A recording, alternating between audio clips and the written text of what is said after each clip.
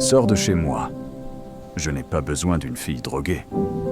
Pouvez-vous imaginer entendre ces mots de la bouche de votre propre père?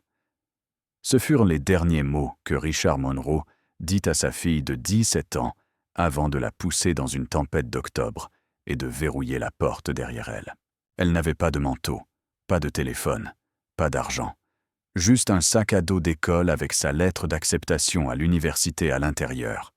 La lettre que son père venait de déchirer en morceaux sous ses yeux. 4 heures plus tard, un homme l'appellerait. Pas la police, mais quelqu'un de bien plus dangereux. Et quand Richard entendit ce que cet homme disait, son visage devint blanc comme un cadavre. Mais à ce moment-là, il était bien trop tard.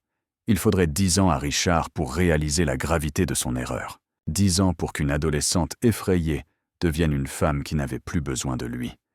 Mais par cette nuit pluvieuse, elle ne pensait pas à l'avenir. Elle pensait à l'homme qu'il avait trouvé en sang sur le bord de la route. L'homme qui avait porté son corps brisé dans sa voiture pendant que toute la ville dormait. L'homme dont le nom fait trembler les hommes puissants. Alexander Castellano. Si vous appréciez cette histoire, appuyez sur le bouton « J'aime » et partagez-la avec quelqu'un qui aime les bons drames. Abonnez-vous et activez les notifications pour ne jamais manquer le prochain chapitre. Croyez-moi, vous ne voulez pas manquer ce qui va se passer ensuite. Certaines tempêtes ne sont pas envoyées pour vous détruire. Elles sont envoyées pour vous livrer dans les bras de votre destin. Le matin du 14 octobre 2014 commença comme tant d'autres matins dans la vie de Cassandra Monroe. Elle se réveilla dans la petite chambre mansardée qui n'avait été rien de plus qu'un espace de stockage avant que Patricia, sa belle-mère, ne décide que la fille de son mari issue de son premier mariage ne méritait pas une vraie chambre en bas. Une faible lumière filtrait à travers la minuscule fenêtre, tombant sur la seule photographie posée sur le vieux bureau abîmé, une photo de sa mère, la femme décédée quand Cassandra n'avait que 12 ans, après une bataille brutale contre le cancer. Cassandra regardait le visage de sa mère chaque matin comme un rituel, comme si elle était toujours là, veillant encore sur chaque pas que faisait sa fille.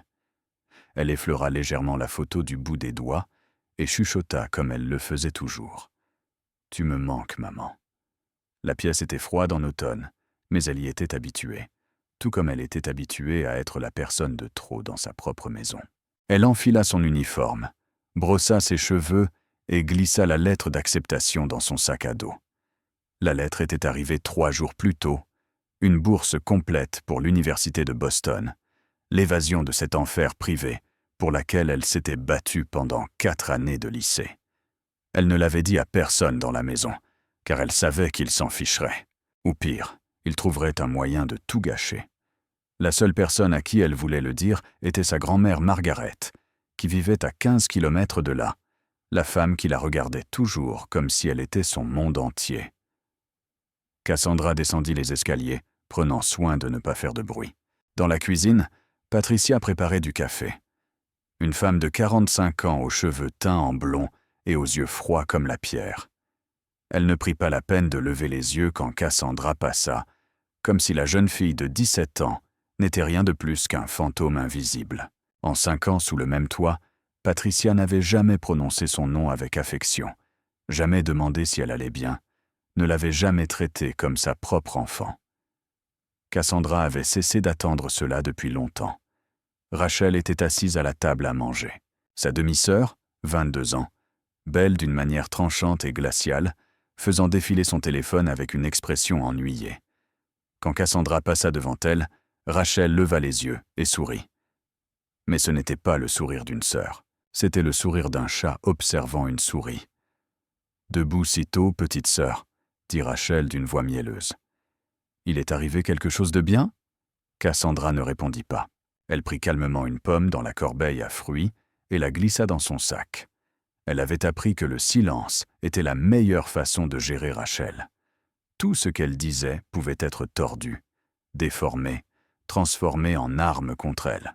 Rachel la détestait depuis le tout premier jour où elle avait mis les pieds dans cette maison, peu après le décès de la mère de Cassandra. Elle détestait que sa mère se soit remariée, détestait avoir une demi-sœur plus jeune et détestait par-dessus tout à quel point Cassandra ressemblait à sa mère biologique, dans les moindres détails. 5 ans avaient repassé, et cette haine ne s'était pas estompée. Elle n'avait fait que couver, attendant le bon moment pour éclater. Richard Monroe apparut dans l'escalier, pressé comme toujours, sa cravate même pas entièrement nouée. Il avait 52 ans, ses cheveux striés de gris, son visage marqué en permanence par l'épuisement d'un homme accablé par la vie. Il passa juste à côté de Cassandra sans un mot, hochant seulement la tête vers Patricia et embrassant Rachel sur le front. « Je pars au travail, à ce soir », dit-il à Rachel, avant de franchir la porte. Cassandra resta là, une pomme à la main, regardant le dos de son père disparaître. Il ne l'avait même pas regardé.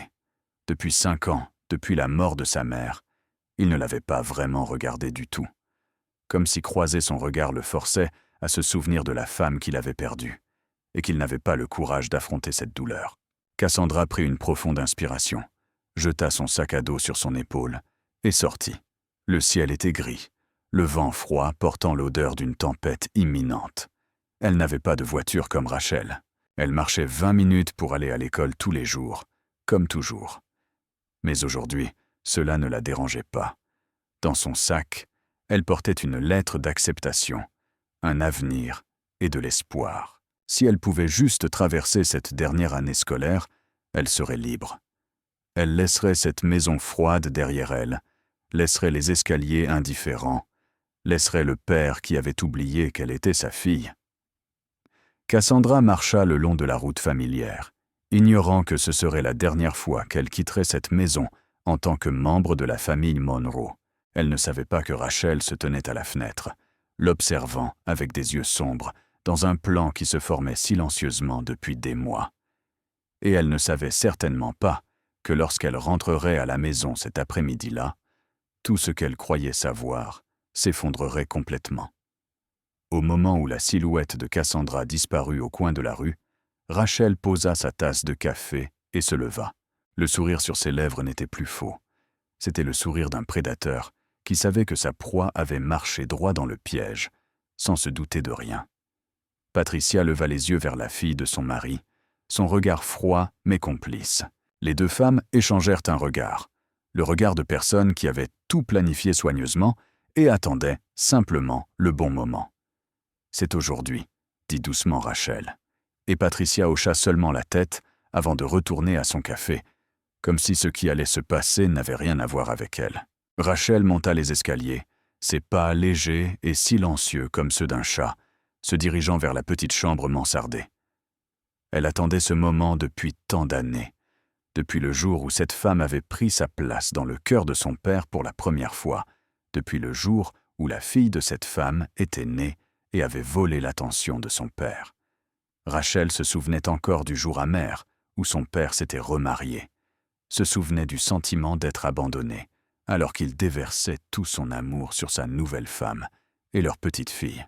Cassandra, ce nom entaillait le cœur de Rachel comme un couteau chaque fois qu'elle y pensait.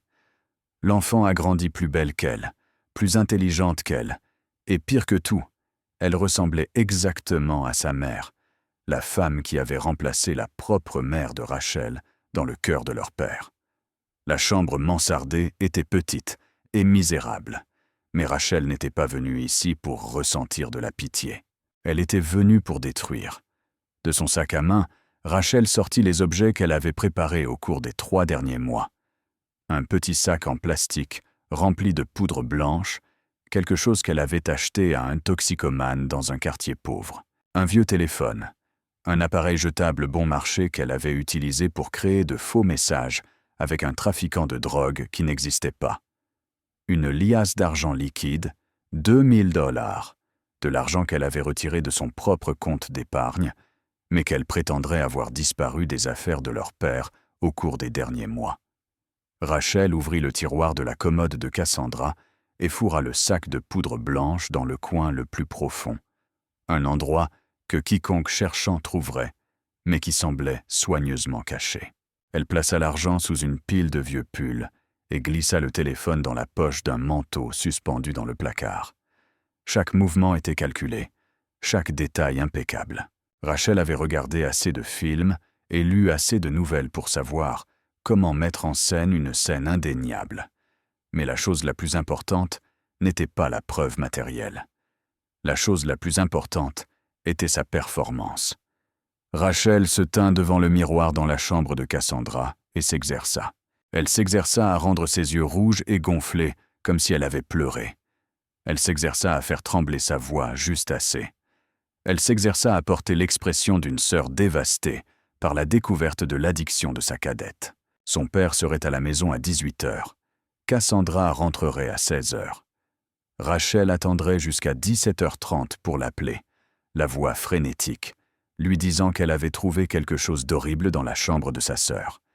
Il rentrerait immédiatement, comme il le faisait toujours chaque fois que Rachel avait besoin de lui.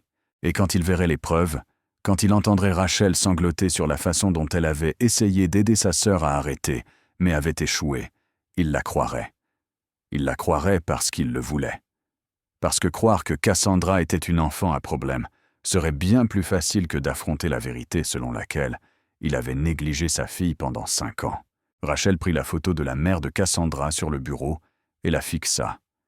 La femme sur la photo était belle. Belle d'une manière douce et tendre. Le genre de beauté que Rachel n'aurait jamais. Elle retourna la photo face contre terre, une déclaration silencieuse que l'ère de cette femme et de sa fille était terminée. Aujourd'hui, Rachel reprendrait tout. Reprendre son père. Reprendre la maison. Reprendre la position de fille unique qu'elle croyait devoir être la sienne depuis le début. Et Cassandra, la sœur qu'elle n'avait jamais reconnue, disparaîtrait de leur vie pour toujours. Rachel sortit de la chambre, ferma la porte et descendit les escaliers à pas feutrés. Dehors, le ciel s'assombrissait de minute en minute et les premières gouttes de pluie commençaient à tomber. La tempête arrivait et Rachel sourit. Tout était parfait. Cassandra arriva à la maison à 4 heures de l'après-midi, son sac à dos lourd de livres, mais son cœur se sentant léger. Toute la journée à l'école, elle n'avait pas pu s'empêcher de penser à la lettre d'acceptation dans son sac, à la porte vers son avenir grande ouverte devant elle. Elle avait décidé que ce week-end, elle irait chez sa grand-mère Margaret et partagerait la bonne nouvelle. Sa grand-mère pleurerait. Cassandra le savait. Elle la serrerait fort et dirait que sa mère au ciel était si fière. Ses pensées firent sourire Cassandra alors qu'elle poussait la porte et entrait. Mais le sourire se figea sur ses lèvres à l'instant où elle vit la scène dans le salon. Son père se tenait au milieu de la pièce comme une statue de pierre, le visage rouge de rage, les veines de son cou saillant nettement. Dans une main, il tenait un sac en plastique transparent contenant de la poudre blanche que Cassandra n'avait jamais vue de sa vie, et dans l'autre, il serrait une épaisse liasse d'argent liquide. Patricia se tenait dans l'embrasure de la porte de la cuisine, les bras croisés, les lèvres serrées, ses yeux froids fixant Cassandra comme si elle était quelque chose de sale. Et Rachel. Rachel se tenait juste derrière leur père, les yeux rouges et gonflés, des larmes ruisselant sur ses joues, son visage l'image parfaite de la douleur et de la déception. Cassandra n'avait même pas ouvert la bouche quand Richard rugit comme le tonnerre. « Qu'est-ce que tu es, hein? Qu'est-ce que c'est que ça ?» Il secoua le sac de poudre blanche et l'argent en l'air, ses mains tremblant de fureur. « De la drogue. Dans ta chambre. De l'argent. 2000 $. L'argent qu'il me manque depuis des mois. À quel point penses-tu que je suis stupide ?» Cassandra resta figée, incapable de comprendre ce qui se passait. Elle n'avait jamais touché à la drogue. Elle ne savait même pas à quoi cela ressemblait au-delà des photos dans les manuels de santé. Et l'argent ? Elle n'avait pas d'argent. Elle n'avait jamais rien pris dans le portefeuille de son père. « Papa ? Je ne comprends pas, » balbutia Cassandra, la voix tremblante. « Ces choses ne sont pas à moi. Je ne sais pas d'où elles viennent. » Mais Richard n'écoutait pas. Il fonça vers elle comme un ouragan, le visage tordu par la colère. Rachel pleura plus fort, sa voix étranglée par une angoisse dramatique. « Papa, j'ai essayé. J'ai vraiment essayé de l'aider. Je savais qu'elle avait un problème il y a des mois, mais je pensais pouvoir l'aider à arrêter. Je ne voulais pas te faire de mal. Alors je l'ai gardé caché. Mais je ne peux plus le cacher. J'ai trouvé ces choses dans sa chambre, et j'ai eu si peur. Rachel courut vers Richard et s'accrocha à lui, sanglotant contre son épaule. Et Cassandra le vit. Juste pendant une fraction de seconde, quand Rachel leva son visage et regarda Cassandra par-dessus l'épaule de leur père, ses yeux remplis de larmes brillèrent de triomphe. Un sourire caché derrière les larmes, la satisfaction de quelqu'un qui avait attendu bien trop longtemps et avait enfin goûté à la victoire. Cassandra comprit tout à cet instant. Rachel avait fait tout ça. « Papa, je te le jure », supplia Cassandra en faisant un pas en avant. « Ces choses ne sont pas à moi. Quelqu'un les a mises dans ma chambre. Tu dois me croire. » Mais Richard ne la croyait pas. Il la repoussa, ses yeux remplis d'un dégoût qu'elle n'avait jamais vu auparavant. « Te croire ?» Il ria amèrement. « Rachel a des preuves. Il y a des messages sur ton téléphone où tu parles à des trafiquants de drogue. Tu penses qu'à peu que tu pouvais le cacher ? » « Quel téléphone ?» hurla Cassandra en désespoir de cause. « Je n'ai pas de téléphone. » « Tu sais que je n'ai pas de téléphone parce que Patricia ne me laisse pas en avoir un. » Elle se tourna vers sa belle-mère, suppliant du regard. Mais Patricia détourna seulement les yeux, ses lèvres se courbant en un sourire moqueur que Cassandra surprit juste à temps. Personne ne prit sa défense. Personne ne la croyait. Dans son désespoir, Cassandra se souvint de la lettre dans son sac, la seule preuve qu'elle était une bonne élève, quelqu'un qui méritait un avenir. Elle ouvrit précipitamment son sac à dos et sortit l'enveloppe timbrée du sceau de l'université de Boston. « Papa, regarde ça !» dit-elle, la voix tremblante mais remplie d'espoir. « Ma lettre d'acceptation, une bourse complète. Si j'étais vraiment une droguée, comme tu le dis, comment pourrais-je avoir ça ?» Richard arracha l'enveloppe de sa main. Il la regarda 1 seconde, 2 secondes, et Cassandra vit ses yeux vaciller, comme si quelque chose en lui commençait à se fissurer. Mais alors Rachel parla, sa voix douce comme du poison. « Papa, les notes peuvent s'acheter. Peut-être qu'elle a utilisé l'argent qu'elle a volé pour les payer. Ne la laisse pas te duper à nouveau. » Le regard de Richard se durcit. Il regarda la lettre dans sa main, regarda Cassandra, et puis il fit quelque chose qu'elle n'avait jamais imaginé. Il la déchira. Il déchira la lettre d'acceptation, son billet pour l'avenir, en minuscules morceaux, juste sous ses yeux. Les bouts de papier dérivèrent vers le sol comme de la neige, et avec eux, le cœur de Cassandra se brisa, morceau par morceau.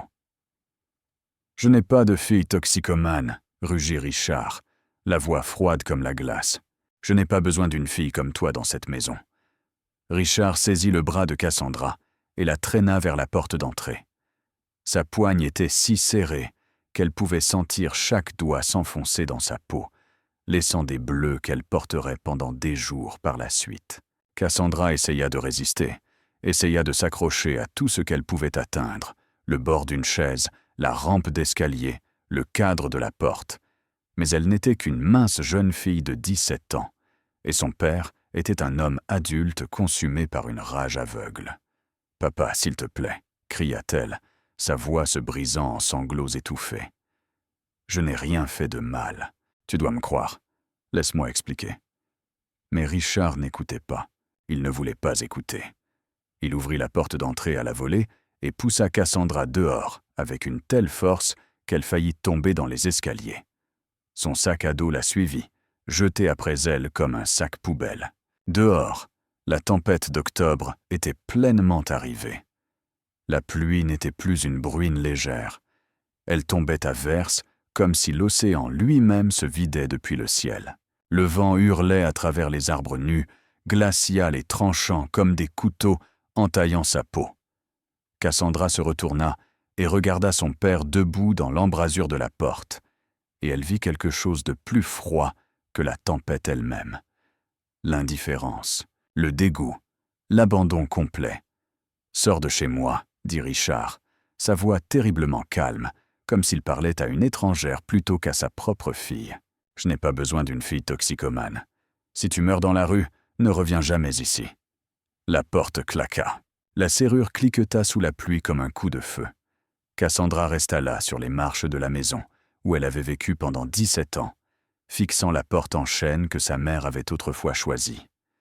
incapable de croire que cela arrivait, elle martela la porte, frappa de ses poings contre le bois jusqu'à ce que ses mains lui fassent un mal, jusqu'à ce que le bruit de ses coups soit avalé par la pluie hurlante. Personne n'ouvrit, personne ne sortit. Elle leva les yeux vers la fenêtre de l'étage, la fenêtre de Rachel, et vit une silhouette s'y tenir. Rachel la regardait d'en haut, et même à travers la distance et le rideau de pluie, Cassandra pouvait voir le sourire sur les lèvres de sa sœur. Le sourire d'un vainqueur. Le sourire de quelqu'un qui avait obtenu tout ce qu'elle voulait. Cassandra resta sous la pluie pendant 5 minutes, 10 minutes, peut-être plus longtemps. Elle ne savait pas. Le temps perdait tout son sens alors qu'elle se tenait là, trempée de la tête aux pieds, tremblant non seulement de froid, mais de choc, de douleur, de l'effondrement de tout ce en quoi elle avait cru. Elle ne portait que son mince uniforme scolaire, un chemisier blanc et une jupe bleu foncé. Pas de manteau, pas de pull. Ses chaussures en toile étaient complètement trempées, et elle pouvait sentir chaque goutte froide de pluie couler le long de son dos, s'infiltrant à travers le tissu, touchant sa peau. Elle n'avait pas de téléphone, elle n'avait pas d'argent, elle n'avait pas de papier d'identité. Tout ce qu'elle avait était son sac à dos avec quelques manuels, des stylos et les morceaux déchirés de sa lettre d'acceptation qu'elle avait ramassée à la hâte avant d'être traînée hors de la maison. Cassandra finit par soulever son sac à dos, le jeta sur son épaule et commença à marcher. Elle n'avait pas de plan, pas de destination claire. Ses jambes bougeaient d'elles-mêmes, car rester immobile signifiait mourir de froid. Puis, à travers le flou blanc de la pluie et le chaos dans son esprit, une image apparut. Sa grand-mère Margaret, la petite maison chaleureuse, sentant la tarte aux pommes et le café, les bras toujours ouverts, prête à la serrer. La seule personne restante dans ce monde qui l'aimait encore. La maison de sa grand-mère était à 15 kilomètres dans une tempête, sans manteau, sans argent pour un taxi ou un bus. Mais Cassandra n'avait pas d'autre choix. Elle tourna vers l'est et commença à marcher vers la maison de sa grand-mère, vers la seule lumière restante dans sa vie. Chaque pas était une bataille contre le vent et la pluie, contre le froid s'enfonçant plus profondément dans ses os, contre le désespoir s'accrochant à son cœur. Mais elle continuait à marcher parce qu'elle n'avait plus rien à perdre, parce que si elle s'arrêtait, elle s'effondrerait complètement. Et Cassandra Munro, même à seulement 17 ans, même après avoir tout perdu, n'était pas prête à s'effondrer. Pas encore. Derrière elle, la maison des Munro disparut lentement dans la pluie, et elle ne se retourna pas. Elle ne savait pas que ce serait la dernière fois qu'elle verrait cette maison en tant que fille. Le premier kilomètre ne fut pas trop difficile.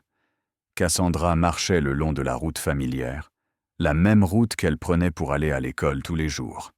Et elle se disait qu'elle irait bien. C'était juste de la pluie, juste un peu de froid. Elle arriverait à la maison de sa grand-mère ouvrirait la porte, la serrerait dans ses bras, et tout irait bien.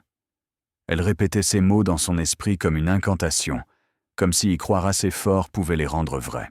Mais au 2e kilomètre, l'incantation commença à perdre de son pouvoir. La pluie ne faiblissait pas. Elle devenait plus lourde, les gouttes fouettant son visage comme des fouets.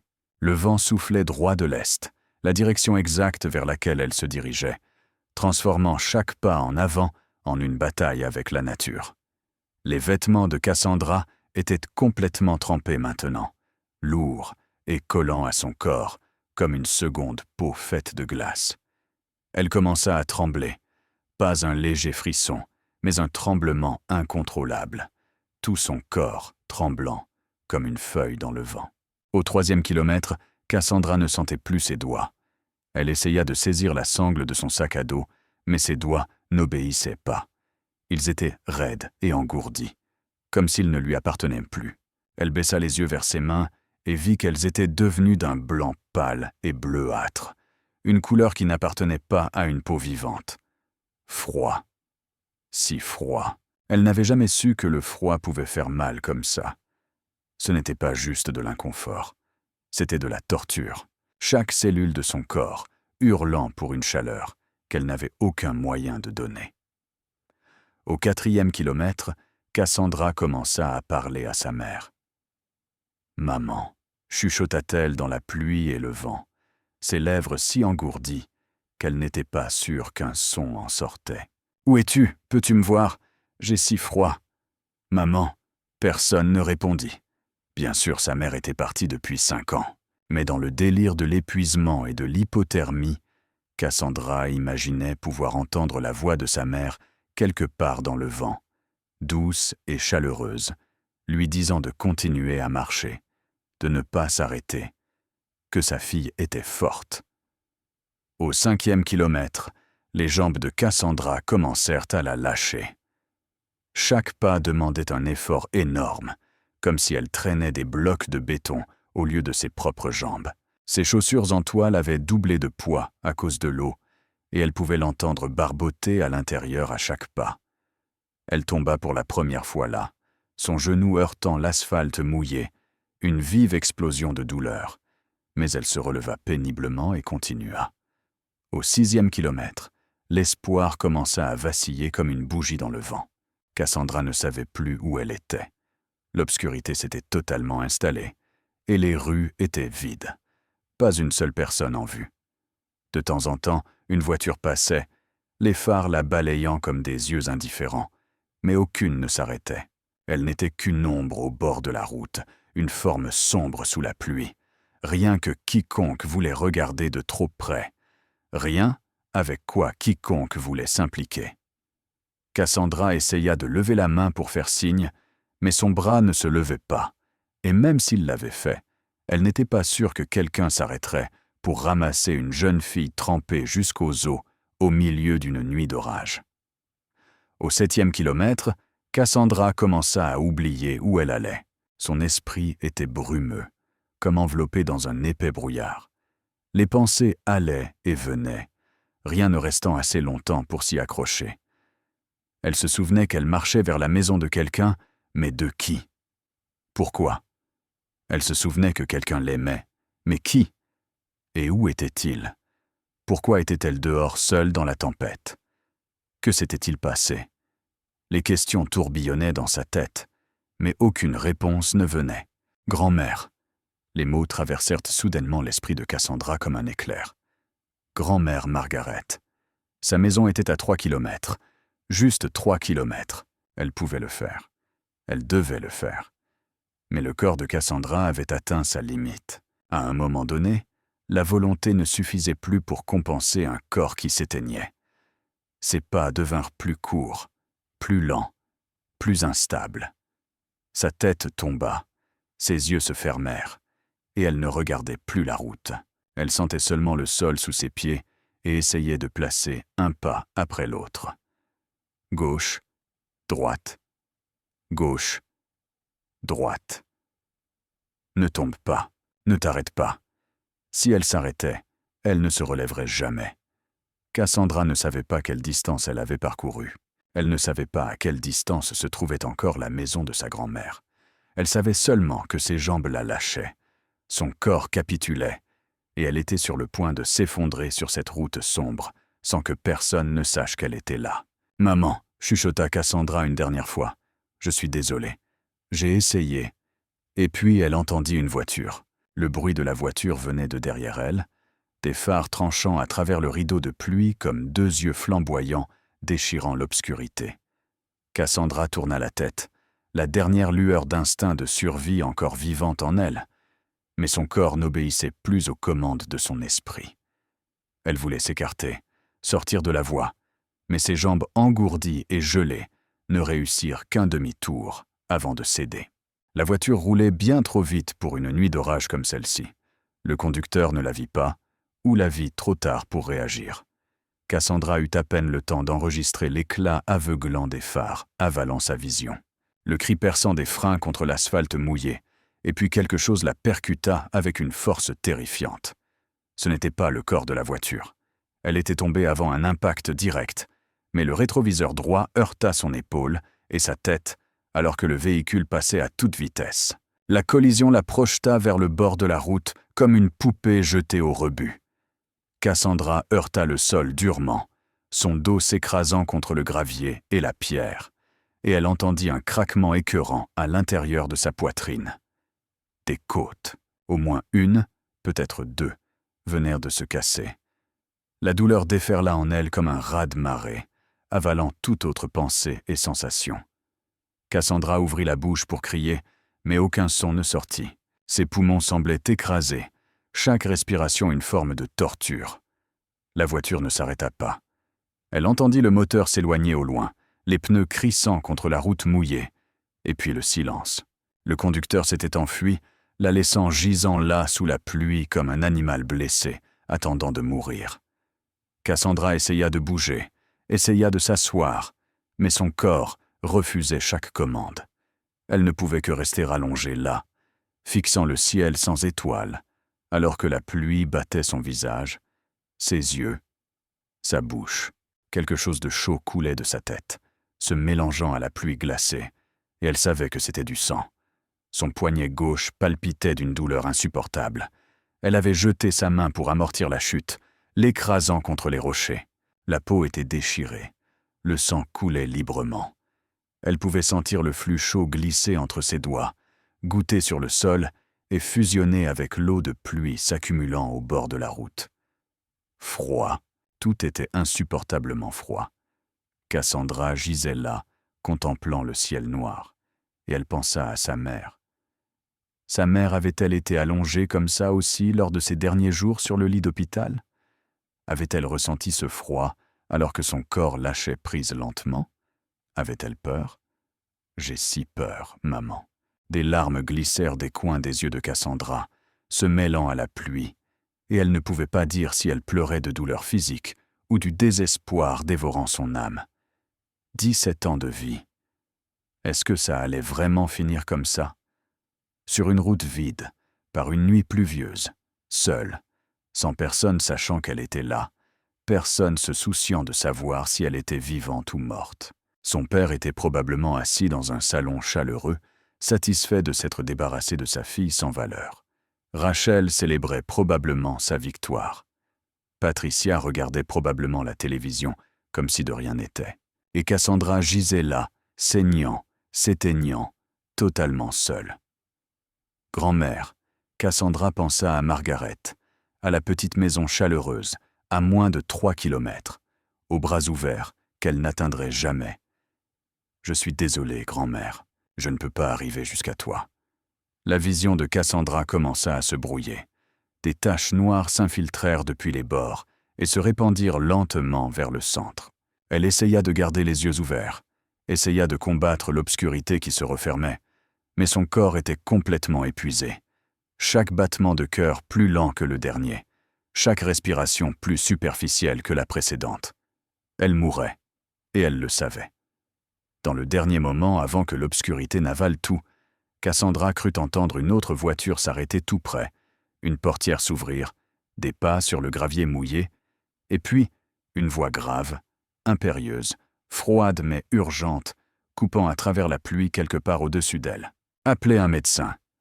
Maintenant. » Puis des mains fortes la soulevèrent, puissantes, mais étrangement prudentes, et Cassandra capta l'odeur d'une eau de Cologne coûteuse, de cuir, de quelque chose d'entièrement étranger au monde qu'elle avait connu. « Ne dors pas !»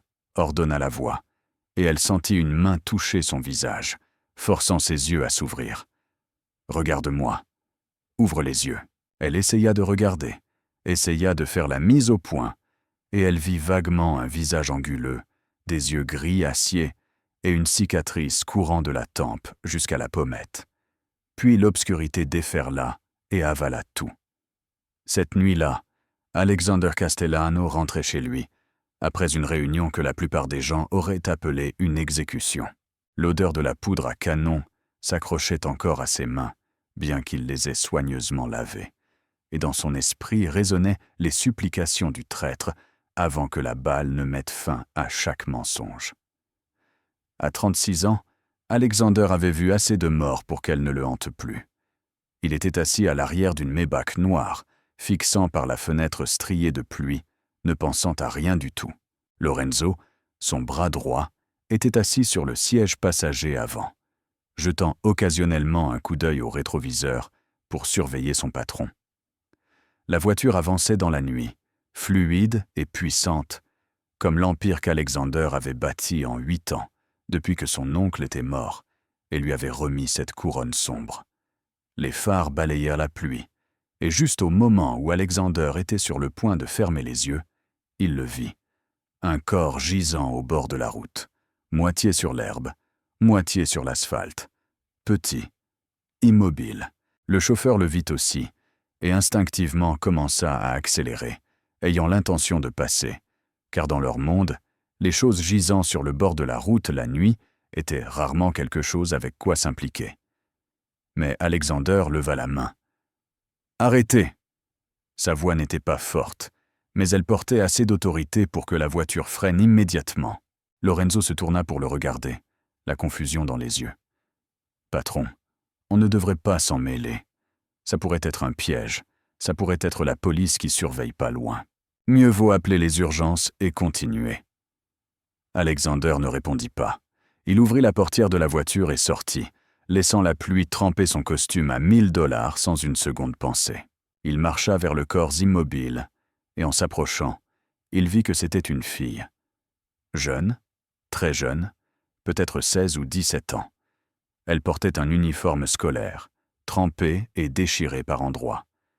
Du sang coulait de sa tête, de son poignet, se mélangeant à la pluie entraînée rose pâle sur la route. Ses lèvres étaient bleues, sa peau d'un blanc cireux, et sans regarder de près, on aurait pu penser qu'elle était déjà morte. Mais Alexander regarda de près. Il s'agenouilla près d'elle et plaça 2 doigts contre son cou. Un pouls faible, effroyablement lent, mais toujours là. Elle mourait, mais elle n'était pas encore morte. Lorenzo se précipita derrière lui, les yeux scrutant la scène avec inquiétude. « Patron, on devrait vraiment appeler le 911 et partir. On ne devrait pas être ici quand la police arrivera. Vous venez de régler la situation Marconi ce soir. Si quelqu'un vous relie à cette scène, ce sera des ennuis. » Alexander n'écoutait pas. Il regarda le visage de la fille, les traces de larmes s'accrochant encore à ses joues sous la pluie, la façon dont elle gisait là, totalement impuissante dans l'obscurité. Et il ressentit quelque chose de douloureusement familier. 26 ans plus tôt, il y avait eu un enfant de 10 ans debout sous la pluie exactement comme ça, fixant sa mère allongée sur le sol, avec une blessure par balle dans la poitrine, le sang s'accumulant sous elle, et son propre père tenant l'arme fumante. Cet enfant était resté là pendant 2 heures, tremblant, pleurant sans bruit, jusqu'à ce que son oncle arrive et l'emmène. Cet enfant avait été Alexander, et l'expression sur le visage de cette fille, même inconsciente, portait la même chose que ce garçon de 10 ans avait porté à l'époque. L'abandon, la solitude absolue, la douleur d'être trahi par les gens qui étaient censés vous aimer le plus. Alexander ne connaissait pas l'histoire de cette fille. Il ne savait pas pourquoi elle gisait ici seule dans une tempête avec son corps brisé. Mais il savait une chose avec certitude. Il ne pouvait pas la laisser ici. Il ne pouvait pas la laisser mourir comme sa mère était morte, seule et inaperçue. « Appelle le docteur Romano », ordonna Alexander, sa voix aussi froide que jamais, bien que ses yeux ne l'éternent pas. « Dis-lui de préparer la salle d'urgence. Nous emmenons cette fille au domaine. »« Patron !» commença à protester Lorenzo, mais Alexander s'était déjà baissé, glissant soigneusement un bras sous le dos de la fille et l'autre sous ses genoux, la soulevant comme si elle était une enfant. Elle était effroyablement légère, que des os sous le tissu trempé, et il pouvait sentir chaque arête de son corps. « Ne dors pas, » lui dit-il, ne sachant pas si elle pouvait l'entendre. « Regarde-moi, ouvre les yeux. » Les yeux de la fille s'entr'ouvrirent juste un instant, assez longtemps pour qu'Alexander voie les yeux verts les plus clairs qu'il ait jamais vus. Des yeux pleins de douleur, mais sans trace de haine. Puis ils se refermèrent, sa tête tombant contre sa poitrine, et il sentit son faible souffle chaud et fragile contre son cou, comme une bougie vacillant dans le vent. Alexander la porta jusqu'à la voiture et l'allongea sur le siège arrière, sa tête reposant sur ses genoux. Il retira son manteau et le drapa sur elle, sachant que cela n'aiderait pas beaucoup. Elle avait besoin d'un médecin. Elle avait besoin de sang. Elle avait besoin d'un miracle. « Roule, vite !» ordonna-t-il. Et la Maybach s'élança dans la nuit comme une bête de chasse. Alexander baissa les yeux vers la fille dans ses bras, vers le sang suintant encore de la plaie sur sa tête, et il se demanda pourquoi il faisait cela. Il était Alexander Castellano, le chef de la mafia le plus craint de Boston, l'homme dont toute la ville chuchotait le nom avec terreur. Il ne sauvait pas les gens, il les tuait.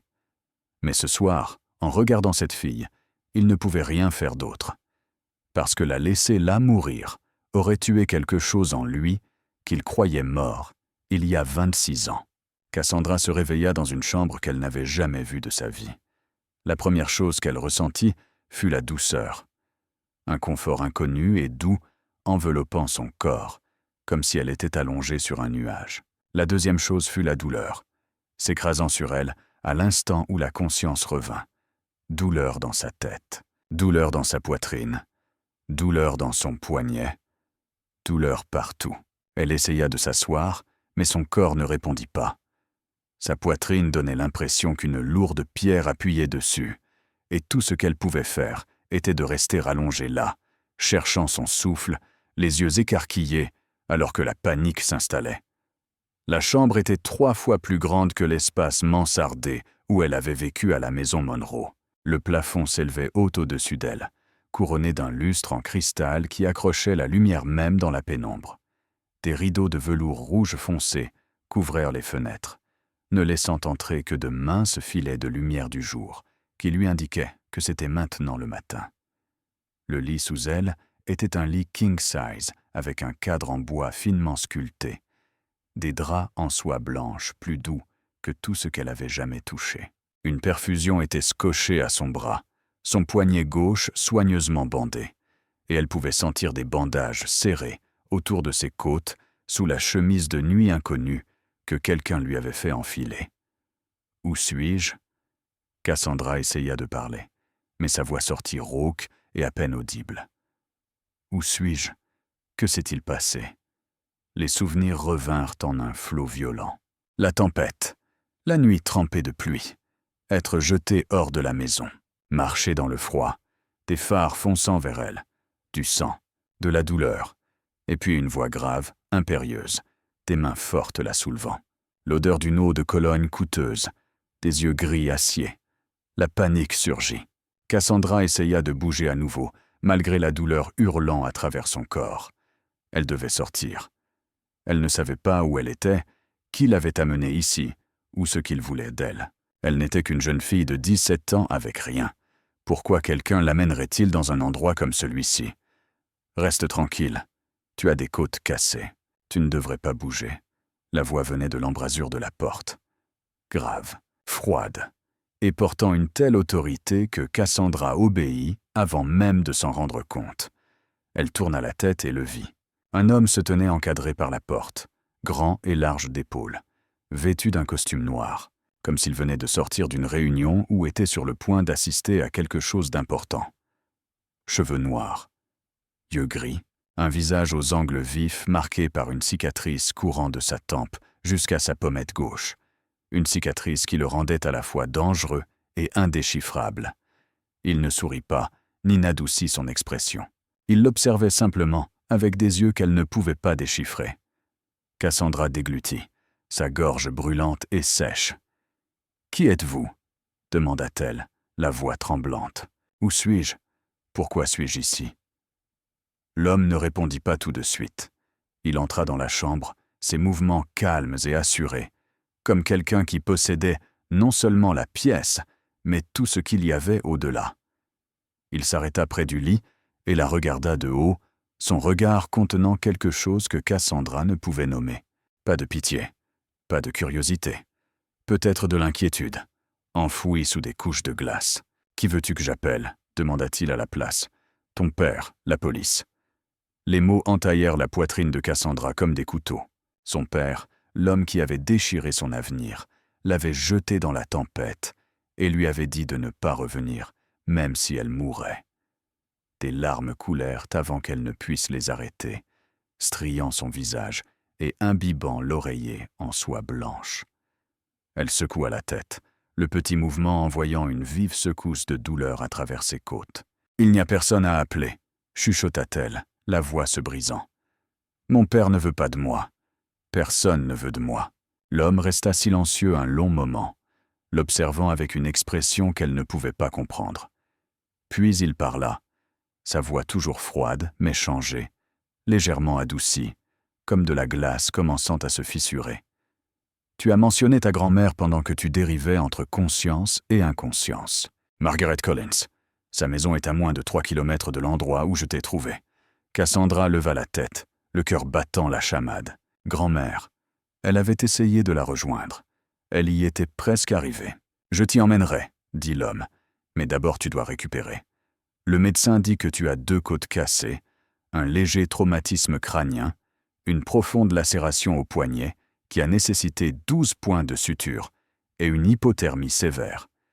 Si je t'avais trouvé 30 minutes plus tard, tu ne serais pas ici à me parler maintenant. » Cassandra le regarda, la confusion, la gratitude et la peur emmêlées en elle.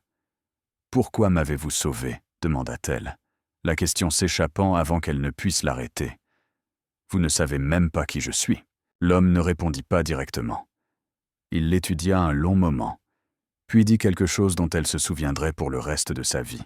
« Tous les monstres ne sont pas mauvais, petites, et toutes les familles ne sont pas bonnes. » Il se tourna pour partir, et Cassandra se précipita pour demander « Qui êtes-vous » Il s'arrêta à la porte et jeta un coup d'œil par-dessus son épaule. « Je m'appelle Alexander Castellano. Tu es dans ma maison. Personne ne te fera de mal ici. » Puis il sortit, laissant Cassandra seule avec son cœur battant et un nom résonnant dans son esprit. Castellano. Elle avait entendu ce nom auparavant, dans des histoires chuchotées à l'école, dans des reportages sur le monde criminel sur lesquels elle était tombée. Le chef de la mafia le plus craint de Boston, l'homme dont toute la ville avait peur, et il venait de lui sauver la vie. Cassandra resta au domaine Castellano pendant 1 semaine entière après cela, pas parce qu'elle le voulait, mais parce que son corps ne lui permettait tout simplement pas d'aller où que ce soit. Le docteur Romano, un homme d'âge moyen aux cheveux argentés et aux mains remarquablement stables, lui rendait visite 2 fois par jour, vérifiant ses blessures, changeant ses bandages et secouant la tête chaque fois qu'elle demandait quand elle pourrait partir. « Tes côtes ont besoin d'au moins 3 semaines pour guérir », lui disait-il d'une voix ferme qui portait tout de même une attention sincère. « Et la blessure à la tête nécessite une surveillance pour s'assurer qu'il n'y a pas de lésion cérébrale. Tu as énormément de chance, mon enfant. Si M. Castellano ne t'avait pas trouvé, tu serais à la morgue en ce moment, pas dans ce lit. » Pendant les premiers jours, Cassandra ne fit guère plus que rester allongée là, souffrant à la fois physiquement et émotionnellement. Elle pleurait souvent, pleurant quand elle pensait à son père, pleurant quand elle pensait à Rachel, pleurant quand elle se souvenait du moment où sa lettre d'acceptation avait été déchirée en morceaux devant elle. Elle pleurait pour sa grand-mère, qui devait être morte d'inquiétude, ne sachant pas où elle était, et pour le fait qu'elle n'avait aucun moyen de la contacter. Alexander n'apparaissait pas souvent, mais chaque fois qu'il le faisait, Cassandra pouvait sentir sa présence avant même de le voir. Il demandait si elle avait besoin de quelque chose, si elle souffrait, si elle voulait manger, de brèves questions pratiques sans trace de sentimentalisme ou de pitié. Cassandra ne savait pas quoi penser de lui. Il était de la mafia, un criminel, un homme qu'elle devrait craindre et dont elle devrait rester loin.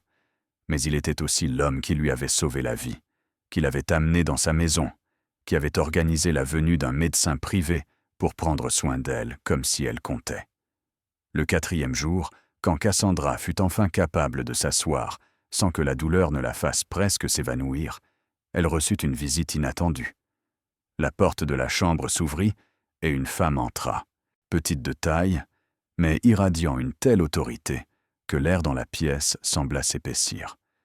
Elle semblait avoir environ 70 ans, ses cheveux argentés soigneusement relevés, vêtue d'une élégante robe noire avec un rang de perles au cou, et ses yeux gris perçants, identiques à ceux d'Alexander, se fixèrent sur Cassandra sans ciller. Cassandra redressa instinctivement son dos, même si le mouvement envoya une vive secousse de douleur à travers ses côtes. « Alors c'est la fille que mon petit-fils a ramenée à la maison », dit la femme, sa voix grave et impérieuse. « Je suis Sofia Castellano, la grand-mère d'Alexander. Je voulais rencontrer celle qui a fait faire à mon petit-fils quelque chose qu'il n'avait pas fait depuis 26 ans. » Cassandra déglutit, incertaine de quoi dire. « Qu'est-ce que c'est » demanda-t-elle doucement. Sofia s'approcha du lit, tira une chaise et s'assit, ses mouvements non pressés, portant pourtant l'assurance de quelqu'un habitué à donner des ordres toute sa vie. « Se soucier d'une étrangère », dit-elle, ses yeux étudiant Cassandra comme s'il lisait chaque page de son âme. « Alexander ne sauve pas les gens. Il n'amène pas d'étrangers dans sa maison. Il ne s'assoit pas au chevet de quelqu'un toute la nuit pour s'assurer qu'il ne meurt pas, mais il a fait tout ça pour toi. » Cassandra se figea. « Il est resté avec moi toute la nuit, » pensa-t-elle. Elle ne l'avait pas su. Elle avait supposé qu'elle n'était qu'un inconvénient, un problème qu'il avait accidentellement ramassé et attendait de régler. « Tu veux savoir pourquoi, n'est-ce pas ?» demanda Sofia, comme si elle lisait dans ses pensées. Cassandra hocha la tête, incapable de parler. Sofia resta silencieuse un long moment, son regard dérivant comme vers le passé. Puis elle commença à parler, sa voix plus douce maintenant, pourtant chaque mot lourd comme de la pierre. Il y a 26 ans, Alexander avait 10 ans. Son père, mon fils, était un alcoolique et un homme violent.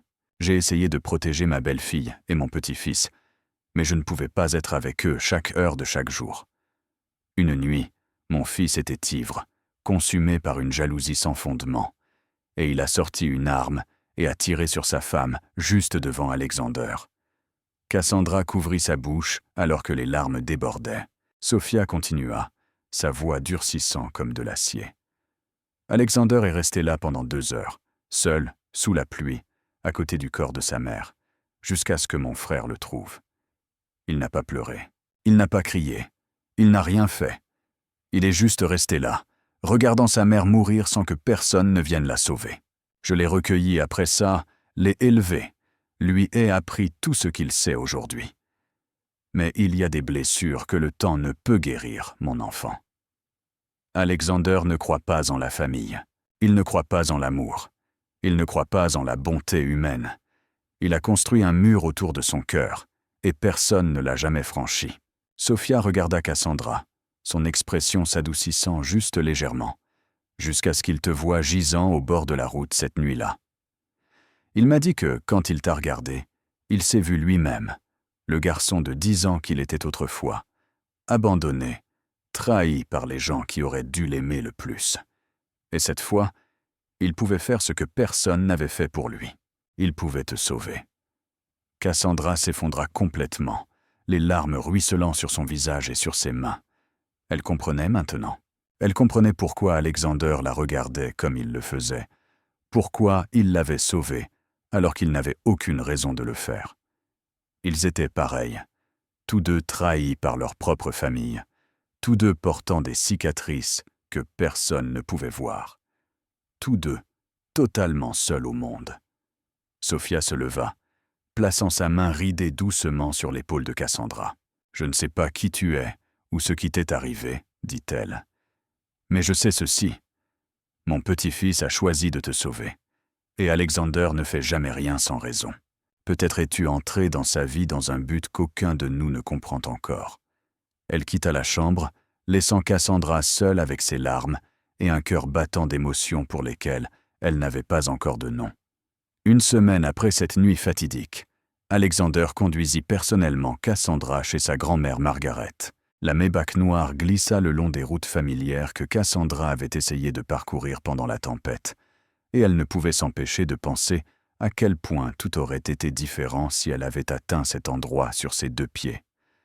Elle était assise sur le siège arrière, ayant encore mal quand elle prenait une profonde inspiration, son poignet soigneusement bandé, mais bien plus forte qu'elle ne l'avait été cette nuit-là. Alexander était assis à côté d'elle, silencieux comme toujours, les yeux fixés sur la fenêtre striée de pluie. Il avait appelé Margaret le 2e jour. Cassandra le savait parce que Lorenzo le lui avait dit. Sa grand-mère avait pleuré au téléphone quand elle avait appris que sa petite-fille était en vie et avait voulu se précipiter au domaine immédiatement. Mais Alexander l'avait convaincu que Cassandra avait besoin de repos et serait ramenée à la maison une fois qu'elle serait assez forte pour voyager. La voiture s'arrêta devant la petite maison au toit de tuiles rouges et au jardin plein de marguerites qui avait manqué à Cassandra chaque jour de cette semaine.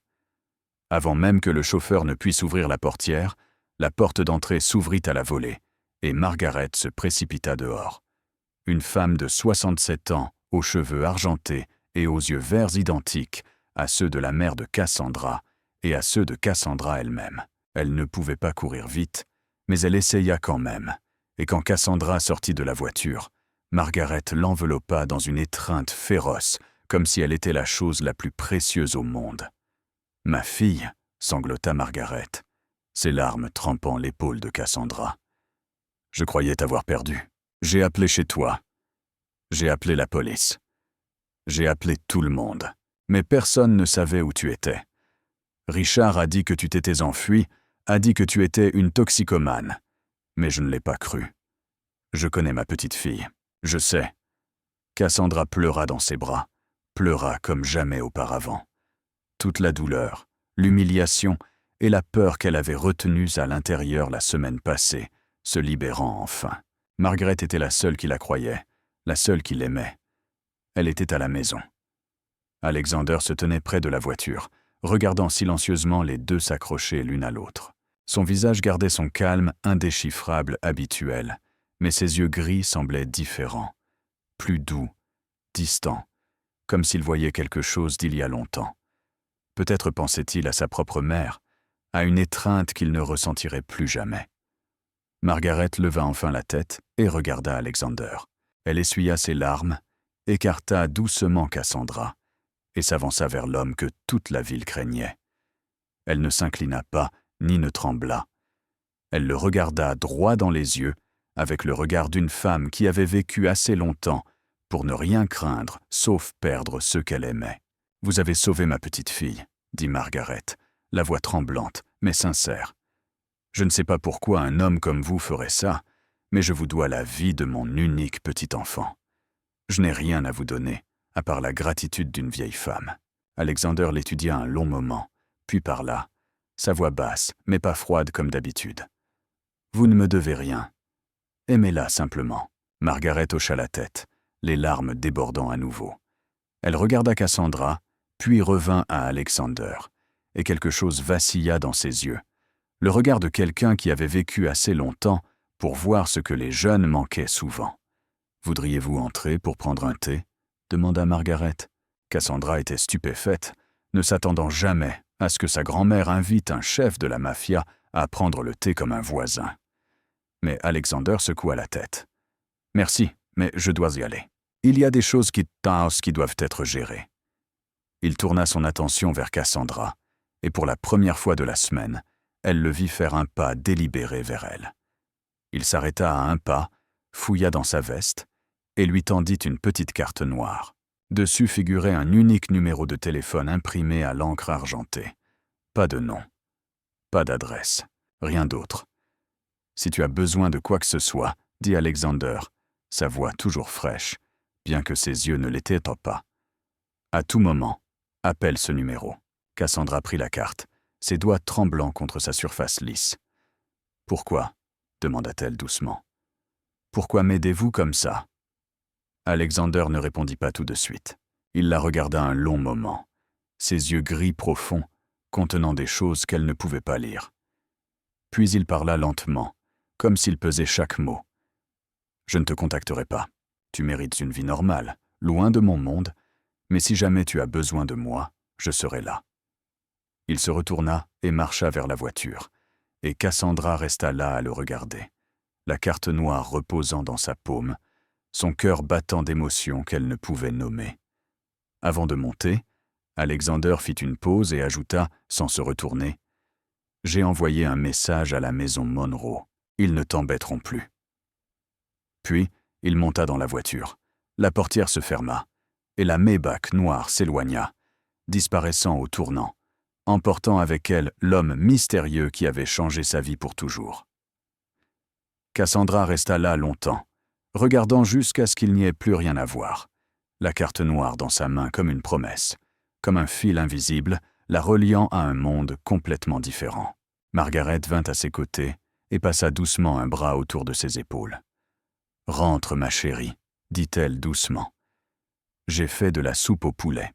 Tu as besoin de quelque chose de chaud. » Cassandra hocha la tête, glissa la carte dans sa poche et entra dans la petite maison chaleureuse qu'elle appellerait son foyer pour les 3 prochaines années. Elle ne savait pas qu'elle garderait cette carte pendant 10 ans sans jamais l'utiliser, jusqu'au jour où tout changea. Les 3 premières années que Cassandra vécut avec sa grand-mère Margaret furent les plus heureuses de sa vie, même si ce bonheur était construit sur une fondation de pertes et de douleurs.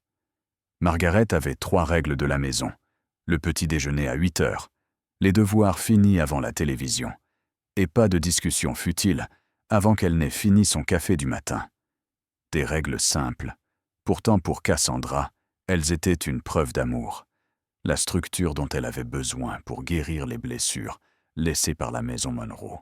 Margaret l'aida à se réinscrire à l'école, à soumettre de nouvelles demandes de bourse, et quand Cassandra reçut une autre lettre d'acceptation de l'Université de Boston avec une bourse complète, sa grand-mère pleura comme une enfant. « Ta mère serait si fière, » dit-elle en serrant Cassandra fort. Cassandra ne savait pas que la bourse avait été discrètement complétée par une source anonyme pour couvrir toutes ses dépenses de vie.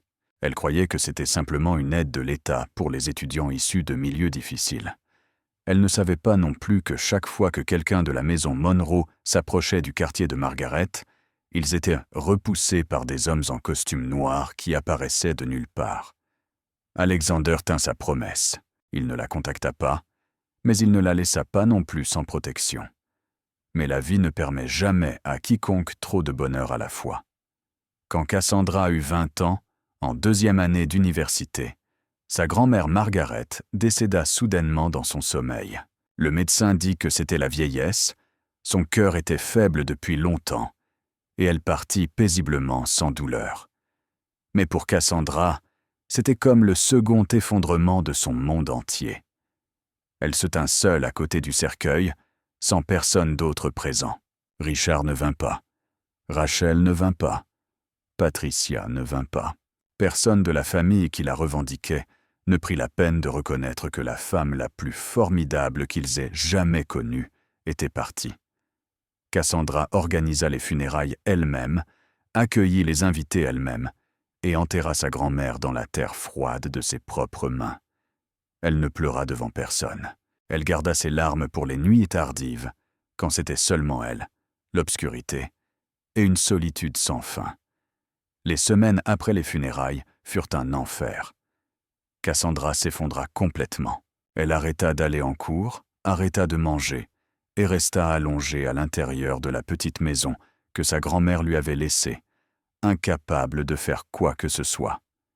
Elle pensa à abandonner, à disparaître du monde comme sa mère, comme sa grand-mère, comme tous ceux qui l'avaient jamais aimée.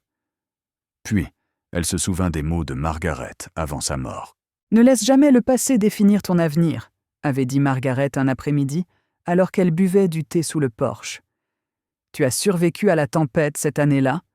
Tu peux survivre à tout. » Une semaine après les funérailles, quand Cassandra ouvrit la porte pour récupérer le courrier, elle trouva une enveloppe blanche, ordinaire, sans nom, glissée sous le paillasson.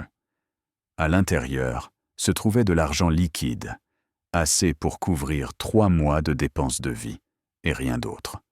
Pas de lettre, pas d'explication, pas de signe de qui l'avait envoyé. Mais Cassandra savait. Elle sortit la carte noire qu'elle avait gardée dans son portefeuille pendant 3 ans, fixa le numéro de téléphone imprimé à l'encre argentée, et elle sut exactement d'où venait l'enveloppe.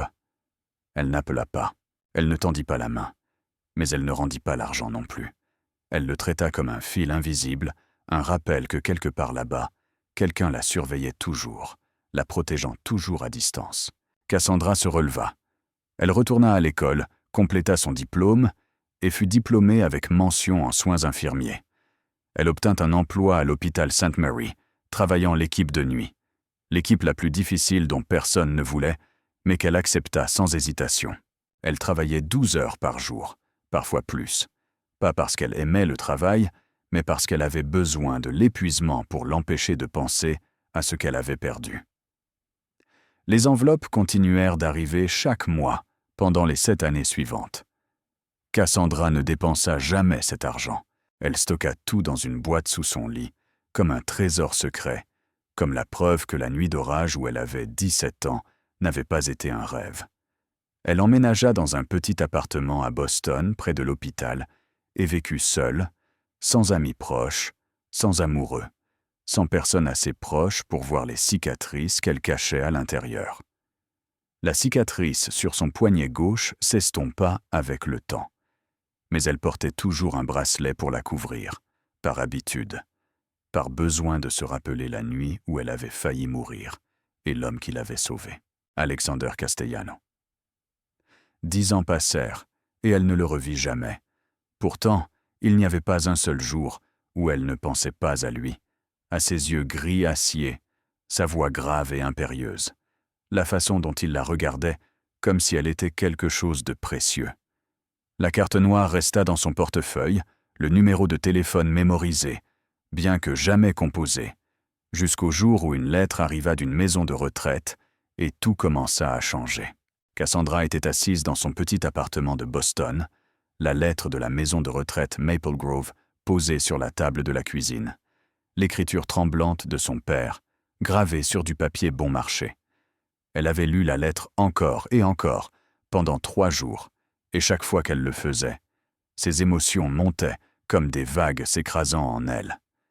Richard écrivait qu'il avait subi un accident vasculaire cérébral 2 ans plus tôt, que le côté gauche de son corps ne fonctionnait plus. Patricia était partie avec un homme qu'elle avait rencontré en ligne, prenant la moitié du peu qu'il restait. La maison était vendue, sa carrière était finie, et il gisait dans une maison de retraite avec rien que le regret pour compagnie. Il disait qu'il voulait la voir une fois avant de mourir. Il disait qu'il était désolé. 10 ans de silence. Et maintenant, il était désolé. Cassandra ne savait pas comment elle était censée se sentir. Elle était en colère. C'était certain. En colère qu'il ait cru au mensonge de Rachel. En colère qu'il ait déchiré son avenir. En colère qu'il l'ait jeté dans la tempête comme quelque chose de jetable. Mais elle était aussi fatiguée. Fatiguée de porter la haine depuis 10 ans. Fatiguée de laisser le passé hanter ses rêves. Chaque nuit pluvieuse. Chaque moment calme où elle était seule.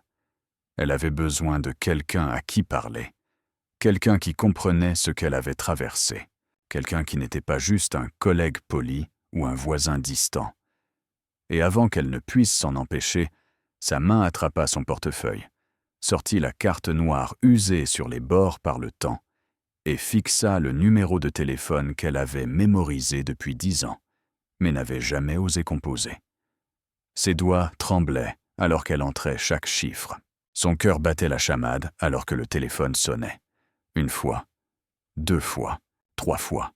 Elle faillit raccrocher, pensant que c'était l'idée la plus stupide qu'elle ait jamais eue. Pensant que 10 ans avaient passé et qu'il avait sûrement oublié qui elle était. Puis la ligne décrocha et une voix grave parla. La voix qu'elle avait entendue dans ses rêves des centaines de fois au cours de la dernière décennie. Cass. Juste un mot, son nom. Il se souvenait. Il sut que c'était elle au moment où il répondit. Comme s'il avait attendu cet appel depuis 10 ans. Comme si ce numéro n'avait existé que pour une seule personne. Cassandra ouvrit la bouche, mais aucun son ne sortit. Des larmes coulèrent avant qu'elle ne puisse les arrêter, ruisselant sur ses joues et goûtant sur la carte noire dans sa main. « J'ai besoin de vous voir. » Elle réussit enfin, sa voix se brisant en fragments. 30 minutes plus tard, on frappa à la porte de son appartement. Cassandra ouvrit et le trouva debout là. Alexander Castellano, 10 ans plus tard. Il était toujours aussi grand qu'elle se souvenait. Épaules toujours larges, visage toujours finement sculpté avec la cicatrice courant de sa tempe à sa pommette. Mais certaines choses avaient changé. De l'argent filait ses cheveux aux tempes, de légères rides encadraient ses yeux, et ses yeux gris, dont elle se souvenait froids comme l'acier, la regardaient en maintenant, avec quelque chose de plus chaud, plus doux, comme de la glace usée par le temps. Il ne portait pas de costume comme elle l'avait imaginé. Seulement une chemise noire et un pantalon sombre, comme s'il était venu directement ici, au moment où il avait reçu son appel, sans s'arrêter pour se préparer. Cassandra resta là à le fixer, et tout ce qu'elle avait prévu de dire s'évanouit. Elle ne pouvait que rester là, les larmes tombant, ayant l'impression que les 10 dernières années n'avaient pas existé du tout, comme si elle était encore la fille de 17 ans, gisant au bord de la route sous la pluie, et qu'il était toujours l'homme qui l'avait sauvée. Alexander ne dit rien. Il entra, ferma la porte derrière lui, et resta là à la regarder avec une patience infinie. Il attendit, comme il avait attendu pendant 10 ans, comme il continuerait d'attendre aussi longtemps qu'elle en aurait besoin. Cassandra prit une profonde inspiration, essuya ses larmes, et lui parla de la lettre, de son père, de Rachel, des 10 ans où elle avait essayé et échoué à oublier le passé.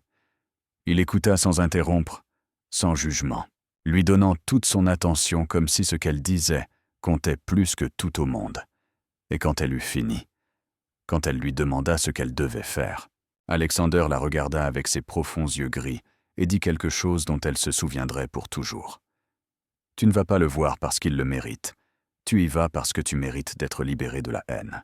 J'irai avec toi, si tu veux. » La maison de retraite Maple Grove était à environ 1 heure de route de Boston. Un bâtiment vieillissant aux murs jaunis et à l'odeur piquante de désinfectant, essayant désespérément de masquer l'odeur de la décomposition. Cassandra était assise dans la Maybach noire, à côté d'Alexander, fixant par la fenêtre sans rien voir vraiment. Ses mains étaient serrées si fort que ses jointures étaient devenues blanches, et elle devait se rappeler de respirer. Inspirer et expirer. Inspirer et expirer. 10 ans. 10 ans depuis la dernière fois qu'elle avait vu son père. Depuis la nuit où il l'avait jeté dans la tempête comme un sac poubelle. Et maintenant, elle était sur le point de lui faire face. Pas en tant que fille brisée de 17 ans qu'elle était autrefois, mais en tant que femme de 27 ans qui avait bâti sa vie à partir des cendres. Alexander marchait à côté d'elle alors qu'ils entraient dans le bâtiment, ne la touchant pas. Pourtant sa présence semblait être un mur solide contre lequel elle pouvait s'appuyer à tout moment. Il lui dit qu'il attendrait juste devant la chambre, qu'elle pouvait avoir de l'intimité pour parler avec son père, mais qu'il serait juste là si elle avait besoin de lui. La chambre de Richard Monroe était petite et morne. Un lit simple, une fenêtre donnant sur le parking, une télévision fixée au mur, diffusant un programme que personne ne regardait. Et sur le lit, gisait l'homme qui avait été autrefois son père. Cassandra faillit ne pas le reconnaître. Richard Monroe avait 62 ans, mais en paraissait plus proche de 80. Son visage émacié, la peau ridée et grise, tout le côté gauche de son corps complètement immobile. Ses yeux, les mêmes yeux qu'il avait regardés avec dégoût et mépris il y a 10 ans, étaient maintenant troubles et remplis de larmes quand il la vit entrer. Cassandra. Il dit son nom, sa voix tremblante et faible, rien à voir avec le rugissement de cette nuit d'orage. « Tu es venu. Je ne pensais pas que tu viendrais. » Cassandra resta près de la porte. Ne s'approchant pas, elle regarda l'homme sur le lit, sa détérioration. Et elle ne savait pas ce qu'elle ressentait. Pas de satisfaction, comme elle avait imaginé autrefois qu'elle pourrait en avoir. Pas de pitié, parce qu'il ne méritait pas la pitié. Juste un vide étrange, comme regarder un étranger qu'elle avait connu dans une autre vie. Richard commença à pleurer. Des larmes ruisselant sur ses joues, creuses, alors qu'il essayait de parler, à travers des sanglots brisés. « Je suis désolé. » Il répéta encore et encore comme un refrain abîmé. « Je sais que j'avais tort. J'ai appris la vérité quelques années après cette nuit-là, quand Rachel l'a laissé échapper, alors qu'elle était ivre. Je savais que tu étais innocente. Je savais que tu avais été piégée. Je savais que j'avais fait la pire chose qu'un père puisse faire à son enfant. Mais j'étais trop lâche pour te chercher, trop honteux pour te faire face. Je pensais que tu serais mieux sans moi dans ta vie. » Cassandra écouta, et quelque chose s'enflamma dans sa poitrine. Elle s'approcha du lit, regarda droit dans les yeux de son père, et dit les mots qu'elle avait portés en elle pendant 10 ans. « Sais-tu que j'ai failli mourir cette nuit-là » demanda-t-elle, sa voix étrangement calme malgré le feu en elle. J'ai marché 15 kilomètres dans une tempête. J'ai été percuté par une voiture. J'ai eu 2 côtes cassées. Je saignais de la tête, gisant dans mon propre sang sur le bord de la route. Si personne ne m'avait trouvé, je serais morte. Grand-mère est morte quand j'avais 20 ans. J'ai géré ses funérailles seule. Je suis allé à l'université seule. J'ai bâti ma carrière seule. Tu n'as pas été là un seul instant. Pas d'anniversaire. Pas de remise de diplôme. Rien. J'ai vécu comme une orpheline alors que tu étais encore en vie. Richard sanglota de manière incontrôlable, son corps tremblant, alors qu'il essayait de lever son seul bras fonctionnel vers elle. Comme pour la toucher. Comme pour la tirer contre lui. Mais Cassandra ne s'approcha pas. Elle resta là, regardant l'homme qui avait autrefois été son monde entier. L'homme qu'elle avait aimé et dont elle avait désiré être aimée. Et elle dit ce qu'elle était venue dire. « Je te pardonne. » Richard leva la tête, les yeux écarquillés par le choc, et Cassandra continua, sa voix plus stable que jamais. « Mais tu dois comprendre ce que signifie le pardon. Ça ne veut pas dire que j'oublie, ça veut dire que je choisis de ne plus porter cette haine, parce qu'elle est lourde et qu'elle me tire vers le bas. Tu m'as jeté dans une tempête parce que tu as cru un mensonge. Tu ne l'as pas cru parce que les preuves n'étaient convaincantes. Tu l'as cru parce que c'était plus facile, parce que Rachel te faisait te sentir bien dans ta peau, et je te rappelais ma mère. Tout ce que tu avais perdu. Tu as choisi le confort plutôt que la vérité. Tu as choisi un mensonge plutôt que ta propre fille. » Elle fit une pause, prit une profonde inspiration, et prononça ces derniers mots. « J'ai bâti ma vie entière sans toi. J'ai une carrière.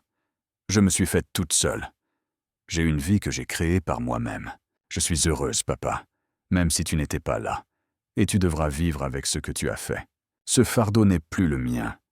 C'est le tien. » Richard hocha la tête, les larmes coulant toujours, et chuchota 2 mots dont Cassandra savait qu'il les porterait avec lui jusqu'à son dernier souffle. « Je sais. » Cassandra resta là quelques instants de plus, jeta un dernier regard à son père, puis se retourna et sortit de la chambre. Elle ne le serra pas dans ses bras. Elle ne lui tint pas la main. Elle ne promit pas de revenir. Elle était venue. Elle avait parlé. Elle avait pardonné. Et c'était assez. Cassandra sortit de la chambre de son père, le cœur plus léger qu'il ne l'avait été en 10 ans. Comme si elle avait enfin posé une pierre massive qu'elle avait portée sur ses épaules pendant si longtemps. Elle prit une profonde inspiration, se préparant à marcher vers Alexander qui attendait au bout du couloir, quand une voix s'éleva derrière elle et l'arrêta net. « Sœur », la voix était douce et venimeuse, la même voix que Cassandra avait entendue dans ses cauchemars pendant 10 ans. Elle se retourna et vit Rachel debout, là, à côté de la salle d'attente, ayant clairement attendu, sachant clairement que Cassandra viendrait aujourd'hui. Rachel avait 32 ans maintenant, mais paraissait plus vieille. La beauté autrefois tranchante de son visage marqué par l'amertume, ses cheveux secs et teints inégalement, ses vêtements bon marché et ses talons usés, parlant d'une vie qui ne s'était pas déroulée comme prévu. Dans ses yeux se trouvait un regard que Cassandra reconnut instantanément. La haine, pourtant en dessous, quelque chose d'autre. Le désespoir caché derrière l'arrogance, une fracture qu'elle essayait de dissimuler. « 10 ans, » dit Rachel en s'approchant, « et tu as l'air plutôt bien. J'ai entendu dire que tu es infirmière maintenant. Les gardes de nuit, ça doit être épuisant. » Cassandra ne bougea pas, ne recula pas, ne montra pas de peur. Elle n'était plus la fragile fille de 17 ans qu'elle avait été autrefois. Elle avait survécu à l'enfer, bâti une vie à partir de rien, et elle n'allait pas laisser cette femme la menacer à nouveau. « Que veux-tu » demanda Cassandra, sa voix froide et stable. Rachel rit, un son perçant résonnant à travers le couloir vide. « Ce que je veux savoir ce que tu lui as dit. Je veux savoir combien de poison supplémentaire tu as versé dans sa tête pour qu'il me déteste encore plus. Depuis qu'il a appris la vérité, il ne veut même plus me regarder. Il refuse de me voir. Il dit qu'il ne peut pas regarder mon visage sans se souvenir de ce qui s'est passé. Tout est de ta faute. » Cassandra regarda Rachel, à la folie brûlant dans les yeux de sa demi-sœur, et ressentit une pitié inattendue. Pas de pitié pour ce que Rachel avait fait, mais de la pitié pour le vide avec lequel elle vivait. Rachel avait passé sa vie entière à haïr, envier, détruire les autres. Et que lui restait-il? Un père qui refusait de la voir, une vie petite et creuse, et un cœur si plein d'amertume qu'il ne serait jamais satisfait. « Tu t'es fait ça à toi-même, » dit Cassandra, sa voix non pas en colère, juste vraie. « Tu as tout mis en scène. Tu m'as piégé. Tu m'as poussé dans une tempête en espérant que je meure. Je suis en vie, non pas parce que tu as montré de la pitié, mais parce que quelqu'un m'a sauvé. Il y a 10 ans, tu as essayé de me tuer.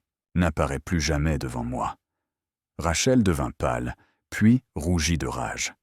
Elle se jeta vers Cassandra, la main levée comme pour frapper, sa bouche hurlant des malédictions que Cassandra ne prit pas la peine d'entendre. Mais avant que Rachel ne puisse la toucher, une main apparut de nulle part et se referma autour du poignet de Rachel.